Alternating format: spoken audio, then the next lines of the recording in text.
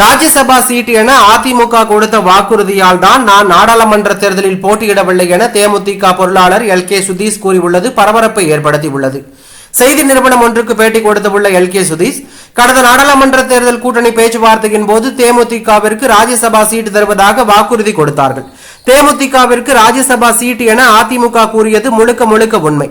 நேரம் வரும்போது அனைத்தையும் கூறுவேன். ராஜ்யசபா சீட் என அதிமுக கொடுத்த வாக்குறுதியால் தான் நான் கடந்த நாடாளுமன்ற தேர்தலில் போட்டியிடவில்லை. சட்டமன்ற தேர்தல் கூட்டணி தொடர்பாக கடலூரில் அடுத்த ஆண்டு ஜனவரி 9ஆம் தேதி நடைபெறும் தேமுதிக மாநாட்டில் அறிவிப்போம். விஜயின் தமிழக வெற்றி கழகத்துடன் கூட்டணி என்பது பற்றியெல்லாம் கடலூர் தேமுதிக மாநாட்டில் அறிவிப்பு வெளியாகும்.